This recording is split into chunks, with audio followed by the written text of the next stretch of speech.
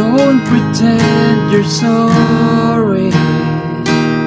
I know you're not. You know you got the power to make me weak inside. But girl, you're leaving breathless.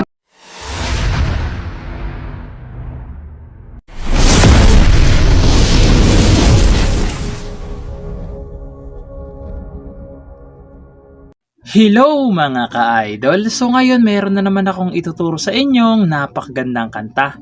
Ang title pala nitong kantang ituturo ko ngayon sa inyo ay yung Drowning by Backstreet Boys, no?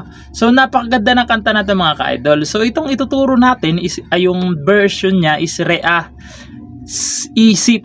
super easy version lang, okay? So wala siyang bar chord, no? Wala siyang bar chord. So ang kailangan nyo lang is kapo sa first fret. Ayan, kapo sa first fret, okay? Pag meron na kayo nito, ito na yung first fret natin, second, third, fourth, fifth, hanggang dito sa taas, okay? So ito lang yung kailangan nyo kapo. Pwede namang wala, kung sakaling wala talaga kayong kapo, wag nyo na lang lagyan, okay? So dito muna tayo sa kanyang strumming version, strumming pattern pala, okay? So yung strumming pattern natin is ganito lang.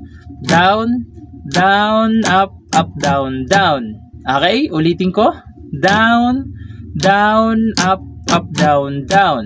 Okay? So palitan nyo na lang yan kung sakaling gusto nyong palitan, no? Basta babagay lang doon sa kanyang tugtog. Okay? So proceed na tayo dito sa kanyang whole verse. So yung whole verse niya rito is G. So yung G, first string to, second string to, fifth string naman to, sixth string to. Okay, G. Sunod is D. So yung D, first string, second string, tsaka third string. Ayan yung D. Pagkatapos niyan, pupunta kayo ng E minor. So yung E minor, fifth string lang, tsaka fourth string. Okay, sa second fret. Okay, E minor. Tapos pupunta kayo ng C. So yung C, second string to, fourth string to, fifth string naman to. Okay, C. So yung apat na chords na yan, dalawang beses nyo gagawin. Okay, 2 times nyo gagawin sa lahat ng verse. Okay, so sasampulan ko kayo para mas maintindihan nyo, no? So ganito naman siya kapag kinantahan.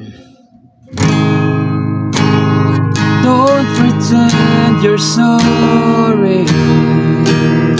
I know you're not.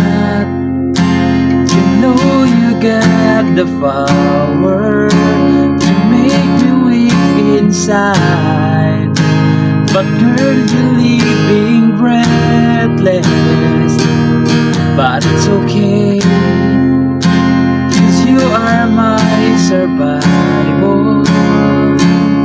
Now hear me say, can imagine. So doon na yun sa pre-chorus, okay? Doon sa part na can imagine without your love. So doon na yun sa free chorus na. So proceed na tayo doon sa kanyang free chorus. So yung free chorus niya rito mga ka-idol is E minor. Okay, yung E minor, ito lang siya, naturo ko naman na kaya hindi ko na isa-isahin na. E minor, tapos C. Dalawang beses nyo gagawin yung dalawang chords na yan. Okay? So, sasampulan ko naman para mas maintindihan nyo. So, ganito naman siya kapag kinantahan. I can imagine life without your love.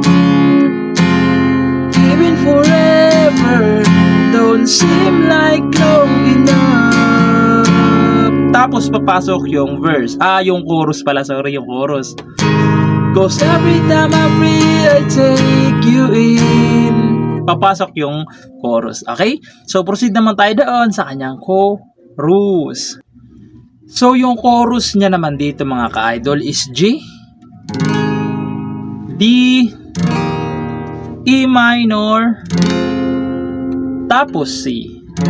Okay? Yung mga chords na yan, yung apat na chords na yan, 2 times nyo siyang gagawin. Okay? 2 beses. Pag nagawa nyo ng 2 beses, pupunta kayo ng isang G. Okay? So, malinaw tayo dyan, no? So, sasampulan ko naman kayo ng chorus para mas maintindihan nyo, no? So, ganito naman siya kapag kinantahan sa chorus.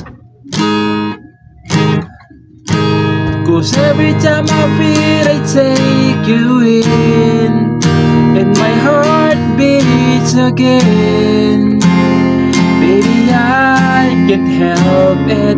You keep me drowning in your love. Every time I try to rise above, I'm swept away by love. Baby, I can't help it. You keep me drowning in your love.